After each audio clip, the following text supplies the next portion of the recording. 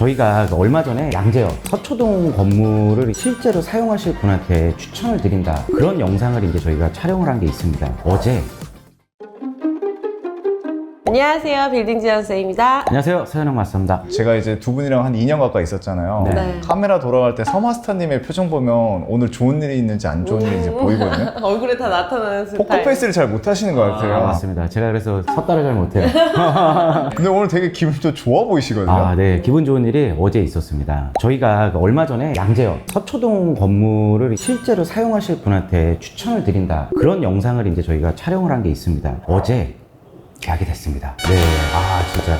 근데 그 오신 분께서 실제로 이제 사용하실 IT 업체께서 보시고 일주일 정도 이렇게 고민을 하신 다음에 그거를 하게 됐는데요. 그 건물을 실사용 목적으로 이렇게 매입을 했지만 저희는 그때 당시에 임대차 계약도 하자고 그 선상에 걸려 있었어요. 걸려 있어가지고 임대 계약을 해도 상관없었고 매매 계약해도 상관이 없었는데 끝 목표는 이제 매매였기 때문에 임대를 잠시 홀딩을 시켜놨는데 이제 이분께서 이제 대출이랑 이런 것들을 다 알아보시고 매입을 하시게 되셨습니다. 대출도 정말 좋은 조건에 90% 대출, 90% 대출인데 금리도 좋아요. 좋은 업체가 매입을 하셨고 어쨌든 사옥으로 운영하실 계획이시니까 네. 네, 너무 잘 매입을 하신 것 같습니다. 그래서 오늘은 부동산이라고 하면 사는 데 집중하잖아요. 맞아요. 부동산은 팔아야 돈이 남는 거잖아요. 맞아요. 네, 오늘 어떻게 부동산을 잘 매각을 할 것인지에 대해서 이야기를 하려고 합니다. 근데 물건은 그냥 내놓으면 좋은 물건 다 팔리는 거 아닌가요? 그쵸. 예, 내놓으면 팔리죠. 많이 내놓으셔야죠. 그리고 생각보다 못 팔아서 애먹고 계신 분들이 굉장히 많더라고요. 그럼 두 분만 잘 파시는 거였어요?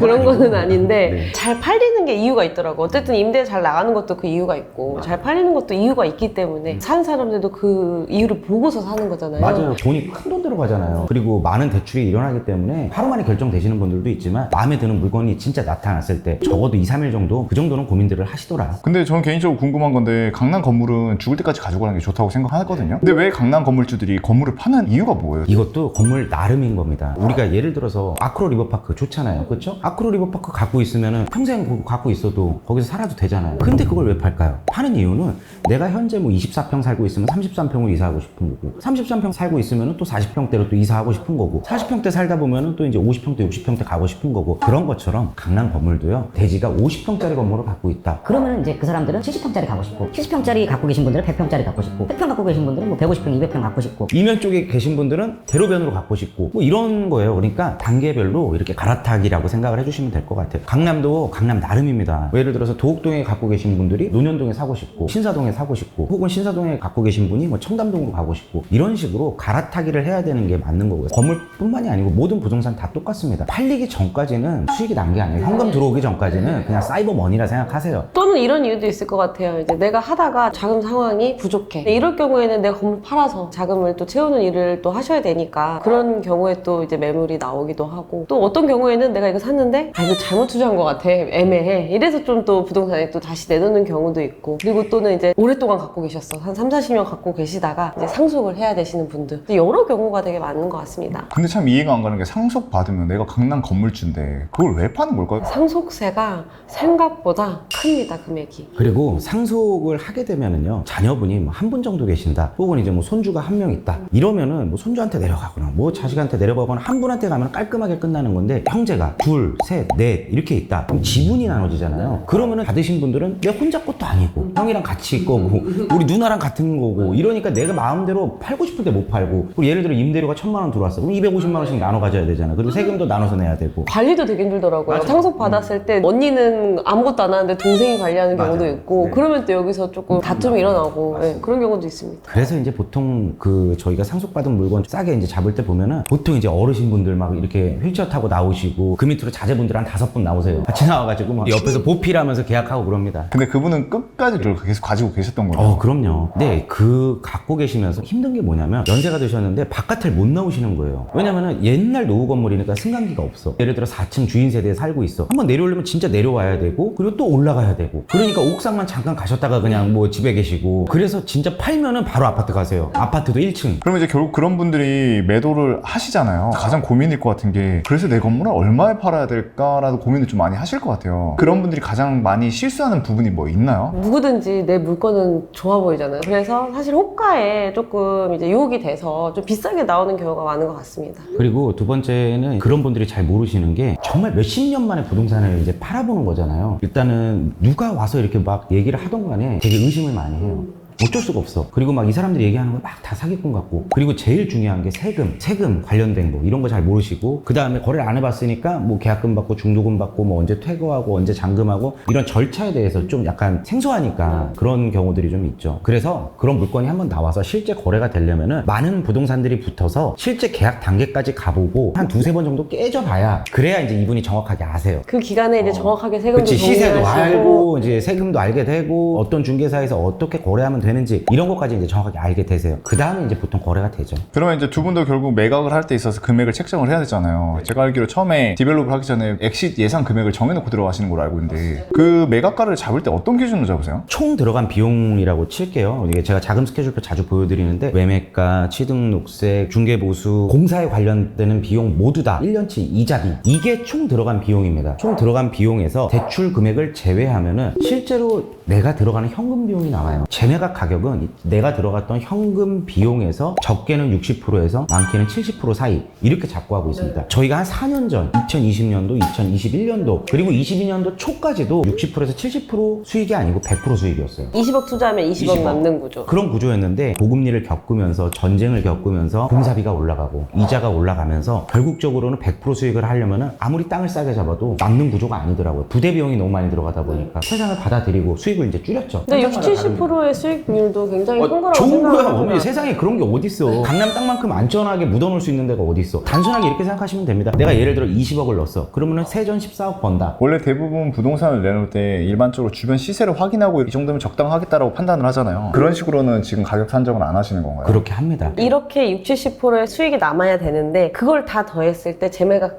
가격이 나오잖아요. 그랬을 때 나누기 또 평당가를 계산을 해서 최근에 내가 살려고 하는 부동산 주변에 이 평당가로 거래가 되고 있는지 그거를 확인하죠. 그러니까 원칙은 살 때 싸게 사서 팔 때 싸게 팔면 돼요. 그리고 이거를 저희가 미래에 반영될 가격을 여기다 넣어놓는 게 아니고 현재 시세 2024년도 시세를 반영해서 넣어놓은 겁니다. 부동산 시장은 몰라요. 25년에 뭐 회복기가 되고 26년에 상승기가 될지 모릅니다. 아니면은 고압이 될 수도 있고요. 근데 어찌됐든 우상향인 건 알고 계실 거잖아요. 제가 막 이렇게 얘기하니까 자꾸 뭐 부동산 막 이상한 뭐 이런 거 전도사 막 이렇게 말씀하실 수 있는데 짧지만 그렇게 살아보니까 그렇더라고요. 시기의 문제인 거지 결국에는 오르더라. 특히 이제 불장 강남 맞으면. 우리가 하고 있는 강남 부동산은 맞아요. 완만하든 가파르든 이제 어쨌든 우상향이다. 불과 작년 혹은 올 초만 해도 지금 어떤 상황이어서 집 사면은 막 바보다. 근데 지금 어떤 상황이에요? 서울 아파트 지금 최고가 갱신해가지고 반포에 지금 아파트가 33평이 지금 50억에 나오고 라인을 하면 200억 넘게 뭐 거래가 되고 진짜 아니 제가 팩트에 의해서 말씀을 드리는 거예요. 저도 앞날을 모르지만 어찌됐든 부동산은 진짜 이 시기가 있어요. 꼭대기 때 사면은 사자마자 그냥 하락기 맛보는 거고 하락기 바닥에 샀으면은 사고서 얼마 안 있다가 상승기를 볼 수 있는 거고 그래서 제가 영상에서 맨날 말씀드리는 게 남들이 제발 안 살 때 사셔라. 골라 살 수 있다. 그때는 금액 걱정 안 하면서. 근데 꼭 상승기 가가지고 지금 안 사면 어떻게 될 것 같은데 꼭 그때 사시는 분들이 하락기 되면은 막 세상 다 막 죽을 것처럼 부동산은요 남들이 반대로 가야 돼. 반대로 제발 이 흐름 잘 타셔야 됩니다. 쉽게 생각하면 이렇게도 생각하실 수 있으실 것 같아요. 저희가 이제 상가임대차 보호법에 맞아요. 보면은 임대료를 5% 이상 인상하지 못하게 법으로 되어 있잖아요. 그렇다는 것은 사실 국가에서도 5% 인상 정도는 어느 정도 인정을 한다. 인정을 예, 해준다. 그렇게 생각을 하고 어쨌든 임대료가 올라간다는 거는 건물의 가치도 올라간다고 생각을 하기 때문에 그렇게 또 반영이 되지 않나 생각을 합니다. 부동산도 부동산 나름이에요. 뭐 지방이나 뭐 수도권 이런 걸 말씀드리는 게 아니고 저희는 이제 강남을 말씀드리는 거고 물론 아직도 지방이나 수도권에도 저평가된 그런 것들이 있을 수 있습니다. 그런 것들도 잘 발굴을 해가지고 진짜 공부하고 쫓아다니다 보면은요 그런 게 또 보이실 거예요.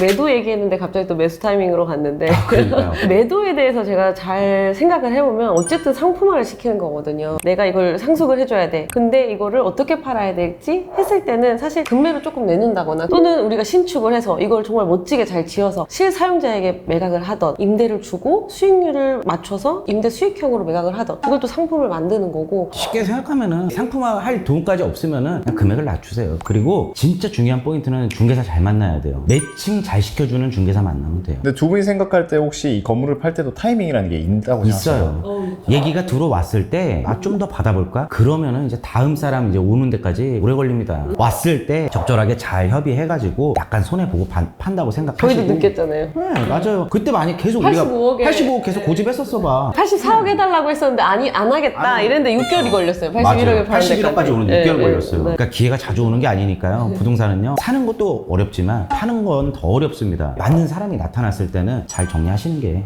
맞지 않을까 싶어요. 욕심 부리지 말고. 대표님들의 경험상 봤을 때 잘 팔리는 시즌이라는 게 있을 거잖아요. 그때가 언제 좀 부동산의 매도가 잘 될 때가? 반팔 입었을 때. 사람들이 돌아다닐 때 맞아요. 한 4월, 5월부터 시작해서 9월, 10월까지. 그때까지는 거래가 됩니다. 부동산 시장에서 또 금리가 되게 큰 영향을 미치잖아요. 엄청나죠. 금리가 높을 때 잘 팔리나요? 아니면 좀 안 팔리는 편인가요? 금리가 높으면 안 팔려요. 진짜 안 팔립니다. 그리고 금리가 낮을 때는 그냥 다 팔립니다. 금액만 좀 낮추면 다 팔려요. 그럼 지금 금리가 계속 떨어지고 있다는 거는 이제 좀 잘 팔릴 시즌이 곧 오고 있다는 잘 거예요? 팔려. 지금 강남의 거래가요. 아파트도 신고가를 찍었지만요. 강남 건물들 거래가 엄청나게 많이 되고 있어요. 이게 실사용하시려고 하시는 분들이 매입하는 이유가 금리가 6%대 7%대 고금리였다면 이걸 생각도 못 하셨을 거예요. 맞아요. 왜냐면 임대료가 더 싸니까. 맞습니다. 하지만 지금 매입할 때 임대료보다 저렴하거나 임대료만 하니까 이걸 매입을 하시는 거죠. 실제로 건물을 사용하실 분들은 사기에 정말 최고예요. 왜냐면 실사용하실 분들은 금리가 일단 일반 금리보다 더 싸요. 그리고 한도도 많이 더 나오죠. 대우해주고. 네. 그렇죠. 그리고 이제 내가 골라서 살 수 있는 지금 현재 시장이고, 근데 실사용하실 분들은 반드시 이걸 아셔야 돼요. 잘 지었는지 안 지었는지 꼭 반드시 보셔야 됩니다. 실사용하실 때 자꾸 막 건물에 하자가 나타난다던가 돈을 많이 들여야 될 건물이거나 이러면 좀 피하시고요. 획기적으로 싸게 나오지 않는 이상 잘 돼 있는 거 사십시오. 세상에 싸고 좋은 거 없습니다. 좋은데 살짝 싸. 그럼 좋은 거예요. 아시죠? 잘 팔리게 만들어야 된다 했잖아요. 디벨롭을 해서 잘 팔릴 만한 물건을 만들려면 어떻게 세팅을 하는 게 좋은 편이에요? 사용자가 진짜 쓰고 싶게끔 만들어야 돼요. 다시 한번 말씀드리지만 저희는 임차인 생활을 15년 이상 했습니다. 그렇기 때문에 임차인의 마음으로 항상 건물을 설계할 때부터 처음부터 진짜 별거 아니지만 그런 것들 하나하나까지 다 저희가 이제 계산을 해가지고 이제 건물을 만들거든요. 실제로 이게 공사가 끝나고 나서 결과물이 나오면은요, 사용자 입장에서 진짜 너무 좋은 거예요. 그러니까 저희가 진행한 것들이 항상 빨리빨리 정리가 되는 게 보신 분들이 일단 다 다르게 느끼니까요. 대표님들이 얘기하는 게 항상 겹치더라고요. 주차 편리한 거, 화장실이 좀 외부 화장실 남녀 분리되어 있는 거, 층고 높은 거, 도보 15분 이내 뭐 이런 것들이니까 그런 걸 항상 저희가 이제 듣고 저희도 사용자 입장으로 생각을 하죠. 그리고 여기서 얘기한 건 방금 공식인 거고요. 실제로 저희가 써보잖아요. 써보면은 다른 게 있어요. 근데 이거는 잘 뭐라 말로 표현이 안 되네요. 이거는 진짜 써본 사람만이 알아요. 이거는 임차인 생활을 오래 해본 사람이 이 마음을 알 거예요. 그러면 이렇게 임차인의 마음으로 봤을 때 디벨롭을 할 때 어떤 포인트에 좀 힘을 주는 게 좋을까요? 다 줘야 돼요. 어느 하나 안 줄 게 없어요. 실제로 딱 들어왔을 때 공용 부위, 아까 얘기했던 출근했을 때 주차장부터 시작해서 1층 로비 그리고 승강기 들어왔을 때